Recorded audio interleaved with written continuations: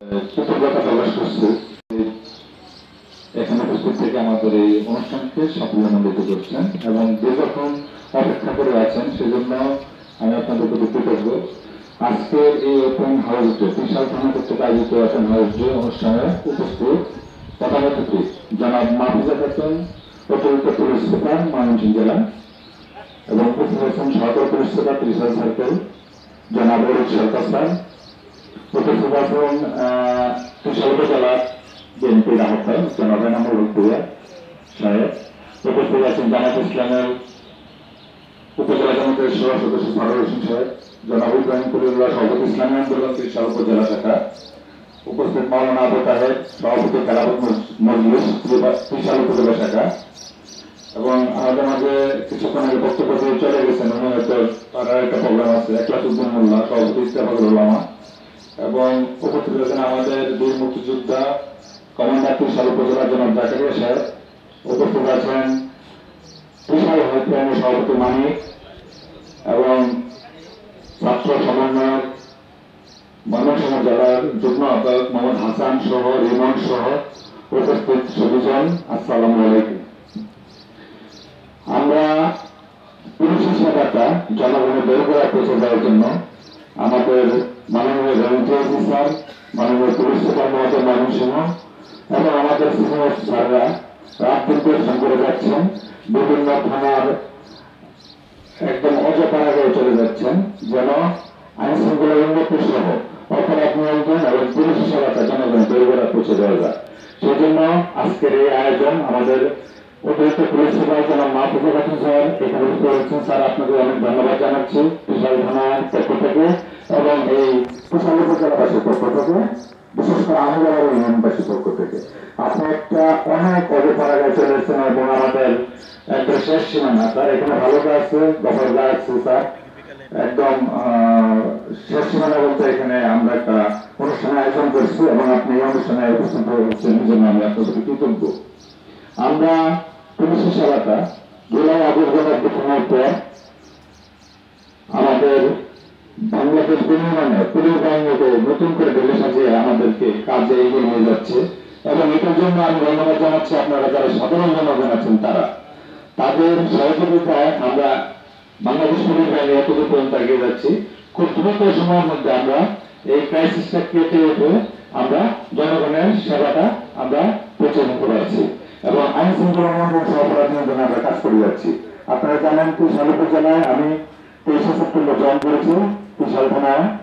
যোগদান করার পর থেকে আমি আপনাদের সাথে বিভিন্ন বিষয় নিয়ে মত বিনিময় করছি, সাধারণ জনগণ সহ রাজনৈতিক ইলেকট্রনিক্স নিউজ মিডিয়া যারা আছেন সকলের সাথে আমি কথা বলেছি। এখানে কি অপরাধ, অপরাধের ধরন, এই নিয়ন্ত্রণে কি কাজ করা যায়, আমি কিন্তু সকলের সাথে আমি বিভিন্নভাবে বিভিন্ন সময় কাজ করে গেছি। আপনারা জানেন মাদক নির্মূলে আমরা কিন্তু জোরদার অভিযান পরিচালনা করছি মাননীয় পুলিশ সুপার মহোদয়ের নির্দেশে ময়মনসিংহ জেলায়। আপনারা জানেন এই মাসে আমরা মানে খুব বড় ধরনের মাদক অভিযান করে আমরা এবং আমাদের বিশ্বস্ত সোর্সের মাধ্যমে আমরা কাজটা করে আমরা সফল হয়েছি, যেটা আপনারা সামাজিক যোগাযোগ মাধ্যমে দেখতে পেরেছেন। আসলে আপনারা যদি তথ্য না দেন আমরা আসলে এত গভীরে যে এই অজপাড়াগায় কে কোথায় মাদক বিক্রি করছে আমরা তথ্য তো আপনারাই দেবেন, আপনাদের তথ্য দিতে কিন্তু আমরা অভিযান পরিচালনা করি। আমরা বলছি না আপনারা এগিয়ে আসুন, আপনারা নিজেরা এসে জড়িয়ে দেন, আপনারা আমাকে গোপনে করতে দিন, আপনাদের তথ্য আমরা শতভাগ গোপন রাখবো। আর যদি উত্তেজিং করে কেউ তাহলে অবশ্যই আপনাদেরকে প্রতিবাদ করতে হবে।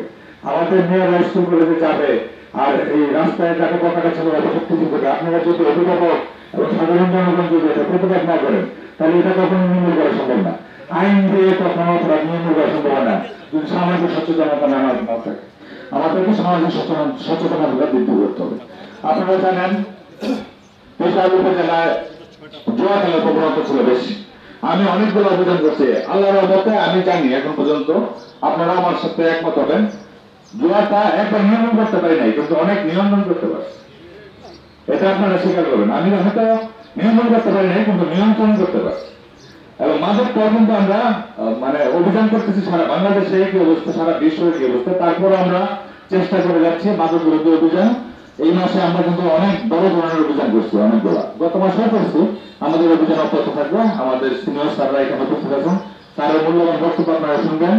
আমি বলবো অপরাধ নিয়ন্ত্রণ, যেহেতু এটা বর্ডার এরিয়া, আপনারা জানেন এখানে একটা হাইওয়ে রোড আছে, ভালুকা গফরগাঁও, অচেনা লোক অচেনা গাড়ি রাতে অধিক রাতে এখানে চলাফেরা করে। আমি আপনাদের কাছে অনুরোধ করবো, এই কাশিগঞ্জ বাজারে যারা আছেন, আপনারা যারা ব্যবসায়ী এবং এখানে যারা এই পাহারাদার আছেন, অধিক রাতে এখানে কোনো গাড়ি চলাচল করলে আপনারা তাদেরকে জিজ্ঞাসাবাদ করবেন, ছবি তুলে রাখবেন, ভিডিও করবেন, প্রয়োজনে যদি তাদের কথাবার্তা শুনে আমাদেরকে সহযোগিতা নেবেন।